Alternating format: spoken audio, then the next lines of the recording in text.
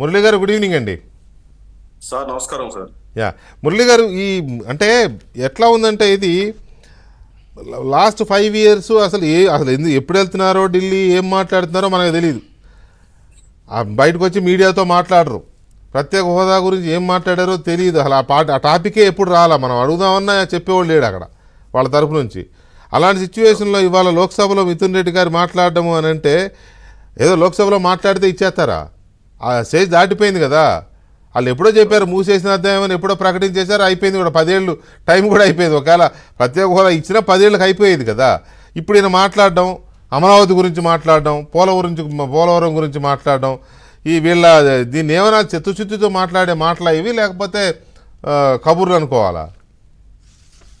Sir, మీకు ప్యానెల్లో ఉన్న జీవి రెడ్డి గారు, నాగభూషణ గారికి నేను సిపిఎం పార్టీ తరఫున నమస్కారాలు తెలియజేస్తాను. నమస్తే సార్.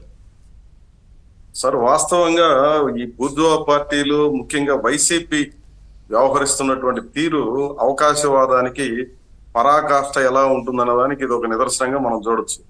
నిజంగా గత 5 ఏళ్లలో ఏ సందర్భంలోనైనా వాళ్ళు దీన్ని ప్రస్తావన చేసుంటే మనం చాలా గట్టిగా వీళ్ళు ఉన్నారు అని అనుకోవచ్చు. అసలు ఎన్నికల్లో చాలా అంత పెద్ద ఎత్తున వాళ్ళు గెలిచి బీజేపీకి 303 సీట్లు ఉన్నాయి కాబట్టి వాళ్ళని ఏమీ చేయలేమని చెప్పి ముందుగానే అసలు యుద్ధానికి పోకముందే చేతులు ఎత్తేశారు జగన్మోహన్ రెడ్డి గారు. ఆ విషయం మనందరికి కూడా తెలుసు. ఈ రోజు నిజంగానే చిత్తశుద్ధితో వీళ్ళు ఈ మాటలు మాట్లాడుంటే మేము 5 ఏళ్లలో ప్రత్యేక హోదా గురించి మాట్లాడకపోవడం మా వైపు నుంచి జరిగిన పొరపాటు, అమరావతి విషయంలో మేము వ్యవహరించిన తీరు తప్పు, లేదంటే విశాఖ స్టీల్ విషయంలో లేదా కడప స్టీల్ ప్లాంట్ విషయంలో విభజన చట్టం ఇట్లాంటి వాటిని ప్రశ్నించడంలో మేము పొరపాటు చేశాం, ఈ కారణంగా ఈ గతి మాకు పట్టింది, కాబట్టి ఈ రోజు నుంచి మేము మారుతున్నామని చెప్పి ప్రజలకి వాళ్ళు తమ తప్పులన్నింటిని ఒప్పుకొని చంపలేసుకొని ఇప్పుడు పార్లమెంట్ లో మాట్లాడితే దాన్ని అర్థం చేసుకోవచ్చు. అది కాకుండా ఈ రోజు కొత్తగా స్పెషల్ స్టేటస్ అని చెప్పి మాట్లాడటము, లేదా ఇతర ఇష్యూస్ అన్ని మాట్లాడటం అని అంటే ఇది ఒక అవకాశవాదం. ముఖ్యంగా బూర్జువా పార్టీలు అధికారంలో ఉన్నప్పుడు ఎట్లా ప్రవర్తిస్తాయి, అధికారం లేనప్పుడు ఏ రకంగా ప్రవర్తిస్తాయి అనేది వైసీపీ ఒక చక్కటి ఉదాహరణ. సరే, వీళ్ళు ఈ రోజు ఈ విషయాలన్నీ మాట్లాడారు. ఏమి రాజకీయంగా వీళ్ళకి ఏమి భిన్నమైన వైఖరి ఉంది? ఈ రోజు కూడా నాగభూషణ గారు చాలా తీవ్రంగా వైసీపీ గురించి మాట్లాడుతున్నారు. అదే మాదిరి బీజేపీ నాయకత్వం మాట్లాడుతుంది, అన్ని పార్టీలు మాట్లాడుతుంది ఈ రాష్ట్రంలో ఉన్నటువంటి వాడు వైసీపీ గురించి.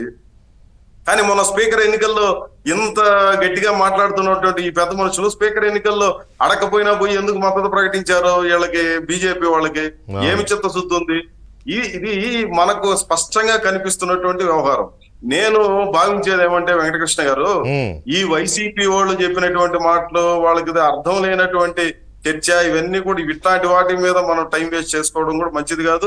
ముఖ్యంగా ప్రభుత్వం ఇట్లాంటి వాటిని పక్కకు పెట్టాల్సినటువంటి అవసరం ఉంది. కారణం ఏమంటే ప్రజలు ఒక తీర్పు చెప్పేశారు, స్పష్టంగా చెప్పేశారు. వీళ్ళు చేసింది 100కి 100 తప్పుని సావగొట్టి ఒక